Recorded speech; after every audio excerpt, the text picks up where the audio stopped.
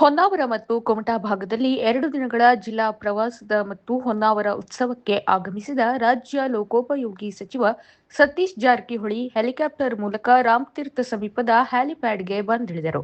ಇವರನ್ನು ಹೊನ್ನಾವರ ಉತ್ಸವ ಸಮಿತಿಯ ಗೌರವಾಧ್ಯಕ್ಷರುಗಳಾದ ಮಂಜುನಾಥ್ ನಾಯ್ಕ್ ಮತ್ತು ಶಿವಾನಂದ ಹೆಗಡೆ ಕಡತೋಕ, ಶಾಸಕ ದಿನಕರ್ ಶೆಟ್ಟಿ, ಮಾಜಿ ಶಾಸಕಿ ಶಾರದಾ ಶೆಟ್ಟಿ, ತಹಶೀಲ್ದಾರ್ ಪ್ರವೀಣ್ ಕರಾಂಡೆ, ಸಿಪಿಐ ಸಿದ್ದರಾಮೇಶ್ವರ, ಪಿಡಬ್ಲ್ಯೂಡಿ ಅಧಿಕಾರಿ ಎಂಎಸ್ ನಾಯ್ಕ್ ಸೇರಿದಂತೆ ವಿವಿಧ ಇಲಾಖೆಯ ಅಧಿಕಾರಿಗಳು, ಹೊನ್ನಾವರ ಉತ್ಸವ ಸಮಿತಿ ಸದಸ್ಯರು ಆತ್ಮೀಯವಾಗಿ ಸ್ವಾಗತಿಸಿದರು.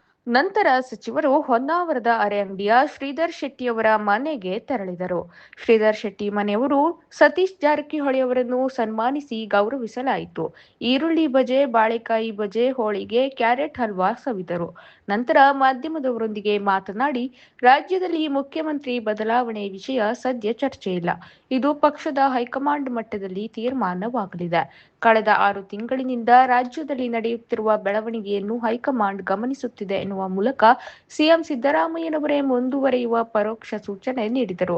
ಗದಗ ಜಿಲ್ಲೆಯ ಶಿರಹಟ್ಟಿ ಬಿಜೆಪಿ ಶಾಸಕ ಲಂಚ ಸ್ವೀಕರಿಸುವ ಸಮಯದಲ್ಲಿ ಲೋಕಾಯುಕ್ತರಿಗೆ ಸಿಕ್ಕಿಬಿದ್ದ ಬಗ್ಗೆ ಪ್ರಶ್ನಿಸಿದಾಗ, ಈ ಬಗ್ಗೆ ತನಿಖೆ ನಡೆದು ಶಿಕ್ಷೆಯಾದಾಗ ಮಾತ್ರ ಮುಂದಿನ ದಿನದಲ್ಲಿ ಭ್ರಷ್ಟಾಚಾರ ನಿಯಂತ್ರಣವಾಗಲಿದೆ.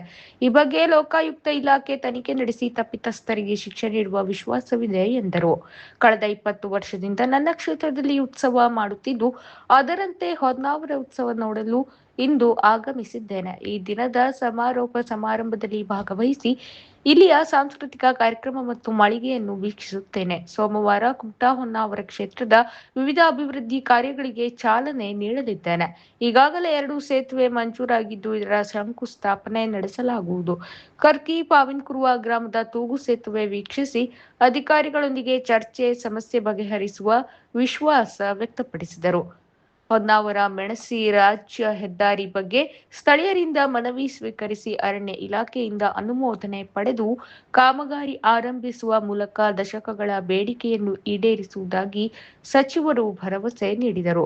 ಕುಮಟಾ ಹೊನ್ನಾವರ ಕ್ಷೇತ್ರದಲ್ಲಿ ಕಾಂಗ್ರೆಸ್ ಪಕ್ಷ ಕಳೆದ ಚುನಾವಣೆಯಲ್ಲಿ 3ನೇ ಸ್ಥಾನ ಪಡೆಯುವ ಮೂಲಕ ಹೀನಾಯ ಸ್ಥಿತಿ ತಲುಪಿರುವ ಬಗ್ಗೆ ಪ್ರಶ್ನಿಸಿದಾಗ ಪಕ್ಷ ಸಂಘಟನೆಗೆ ಒತ್ತು ನೀಡಲು ಆಗಾಗ ಭೇಟಿ ನೀಡುತ್ತಿದ್ದೇವೆ. ಮುಂದಿನ ದಿನದಲ್ಲಿ ಪಕ್ಷ ಬಲವರ್ಧನೆ ಹೆಚ್ಚಿನ ಒತ್ತು ನೀಡುವ ಭರವಸೆ ನೀಡಿದರು. ಅರೆಅಂಗಡಿ ಸರ್ಕಲ್ ನಿರ್ಮಾಣದ ಬಗ್ಗೆ ಸ್ಥಳ ಪರಿಶೀಲನೆ ಮಾಡಿ ಅಗತ್ಯ ಕ್ರಮ ಕೈಗೊಳ್ಳುವಂತೆ ಅಧಿಕಾರಿಗಳಿಗೆ ಸೂಚನೆ ನೀಡಿದರು. ಸಮೀಪದಲ್ಲೇ ಇರುವ ಲಲಿತಾ ಹುಲಸ್ವಾರ್ ಇವರ ಮನೆಗೆ ಭೇಟಿ ನೀಡಿ ಪ್ರಾಣಿ ಸಾಕಾಣಿಕೆಯನ್ನು ಗಮನಿಸಿ ಮೆಚ್ಚುಗೆ ವ್ಯಕ್ತಪಡಿಸಿದರು.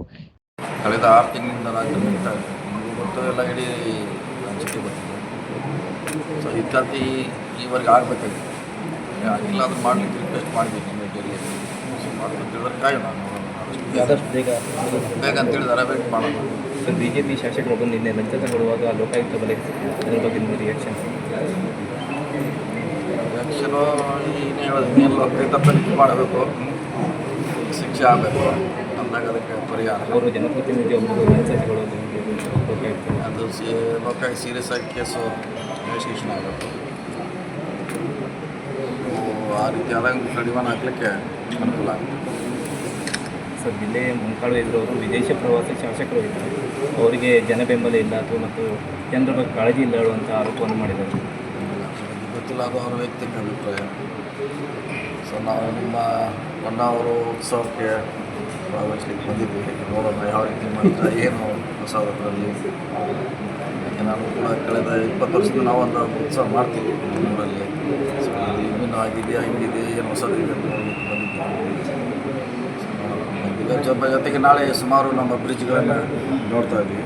ಭಾಳ ದಿನಗಳಿಂದ ಈಗಾಗಲೇ 2 ಬ್ರಿಡ್ಜನ್ನು ಮೋಸ್ಟ್ಲಿ ಶಾಂಕ್ಷನ್ ಕೊಟ್ಟಿದ್ದೀವಿ. ಸೊ ಇನ್ನೊಂದನ್ನು ಭಾಳ ಅವಶ್ಯಕತೆ ಅಂತ ಹೇಳಿದರೆ ನಾವು ನೋಡ್ತೀವಿ. ಈ ಸಂದರ್ಭದಲ್ಲಿ ಮಾಜಿ ಶಾಸಕಿ ಶಾರದಾ ಶೆಟ್ಟಿ, ಜಿಲ್ಲಾ ಪಂಚಾಯತ್ ಮಾಜಿ ಸದಸ್ಯ ಶಿವಾನಂದ ಹೆಗಡೆ ಕಡತೋಕ, ಕೆಪಿಸಿಸಿ ಕಾನೂನು ಘಟಕದ ಅಧ್ಯಕ್ಷ ಅಲಿ ಗೊರವನಕೊಳ್ಳ, ಕಾಂಗ್ರೆಸ್ ಮುಖಂಡರಾದ ಮಂಜುನಾಥ್ ನಾಯ್ಕ್, ರವಿಕುಮಾರ್ ಶೆಟ್ಟಿ, ವಿನಾಯಕ್ ಶೆಟ್ಟಿ, ಸಂದೇಶ್ ಶೆಟ್ಟಿ, ವಿನೋದ್ ನಾಯ್ಕ್, ಕರ್ಕಿ ಸೇರಿದಂತೆ ನೂರಾರು ಕಾರ್ಯಕರ್ತರು, ಸಾರ್ವಜನಿಕರು ಇದ್ದರು.